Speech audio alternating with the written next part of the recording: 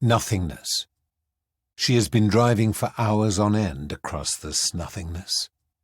When she pulls to the side of the road and turns off the engine, the sun has already begun its red descent into the horizon. She steps out into the dry heat. The stony expanse of the Karoo stretches out for kilometers on end, illusory and timeless, like a Kiriko landscape. The stillness is broken only by the hushed breathing of the radiator.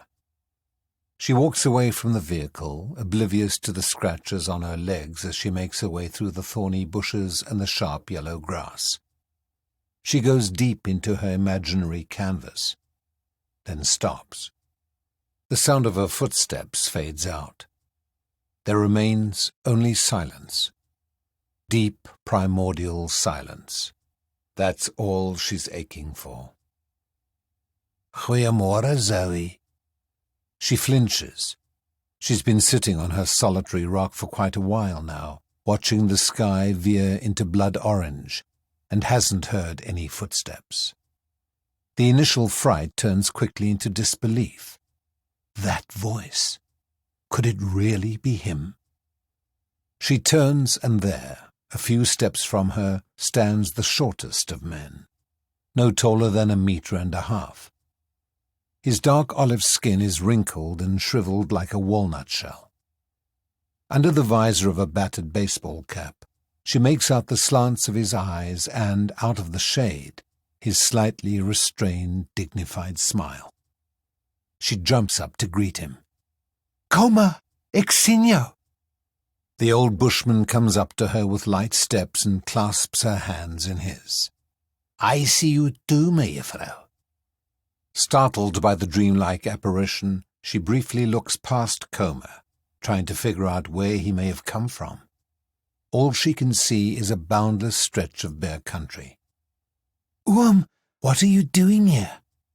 I visited friends living on a farm over there, he says, pointing to the east with his arm stretched out, the back of his hand facing up. Her memory brings her back to 1986.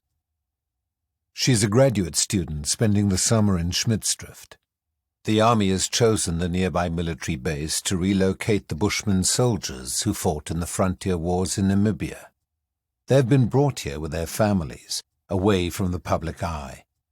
There are about 4,000 of them, making it the largest San community left in Africa, and Zoe got permission to study their customs and way of life. On the very first day of her stay, the base captain introduces her to Koma, the Kung shaman, one of the best trackers in the South African army. Still at the camp, Koma? Ja, too old to work on a plaas. How old is he? 50? 60? Even he couldn't tell. You might be too old to work on a farm, Oom, but you don't seem too old to go on foot across the Karoo. When did you leave? 3 days ago. It will take me another 4 days to be back, he says, as if it were the most natural thing in the world. I can give you a ride. Nee, Walking is good.